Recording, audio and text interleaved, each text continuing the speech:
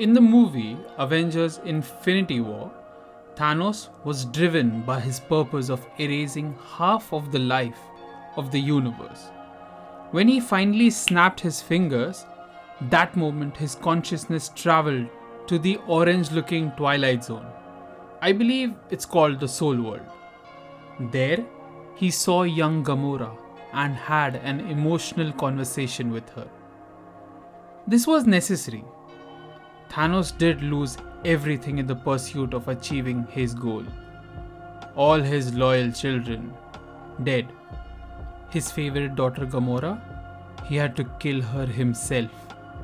And one daughter that remained fought against him. So when the job was done, there was no one for him to talk to. Hence, there could be no better way to end the movie. Since the fight was over and Infinity War was going to end with Thanos winning, the scene fit perfectly in the pacing. They tried to do similar thing with Tony Stark at the end of Endgame. The fight was over and Avengers had won. When Tony snapped his fingers, he was going to die soon. That's when he went to the Soul World and saw his daughter, the grown-up version. This was supposed to be an emotional moment. Still, it did not work. I think there's a reason for that. We saw Thanos connect with young Gamora when he killed half of her world's population and gave her that retractable twin blade dagger. This was the setup, and the Soul World scene was the payoff. This is what made it so emotional. In contrast to that, we were going to see the adult version of Tony's daughter for the first time in the third act, and so was Tony. This was a setup with no payoff in the sight. As cool as this scene might have sounded in the pitch meeting, clearly this did not work. One good thing is that they have shot the scene. The deleted scene might come in handy in future movies, where the scene actually makes sense after we meet the grown-up version of Tony's daughter.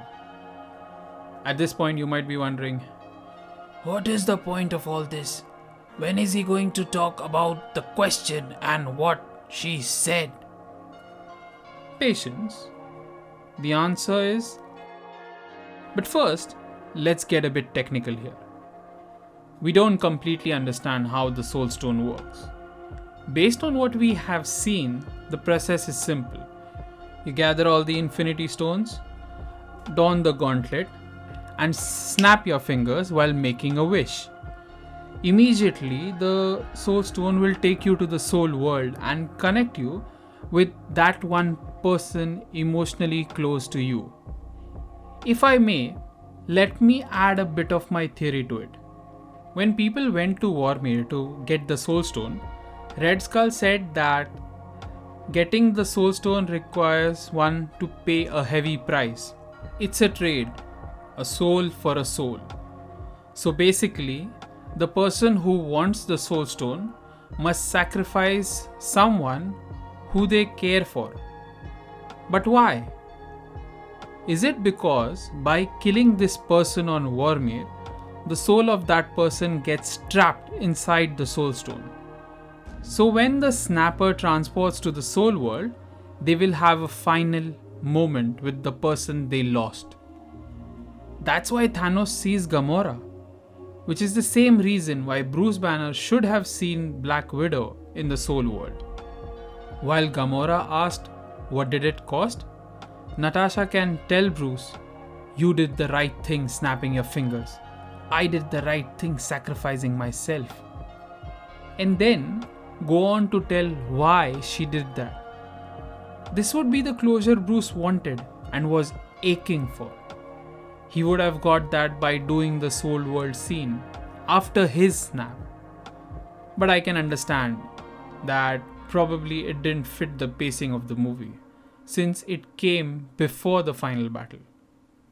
Which is why they didn't do it. Or maybe they didn't think about it. Either ways, there was another place to put it. When Bruce talked to Steve before he went to the past to return the stones, they could have shown it as a flashback. But they did not do that either. Still, all is not lost. In the Ant-Man movie, Scott Lang went to the quantum realm. But it is only in the sequel Scott realized that he might have become entangled with Janet Van Dyne. Maybe Marvel can pull a similar stunt with Bruce.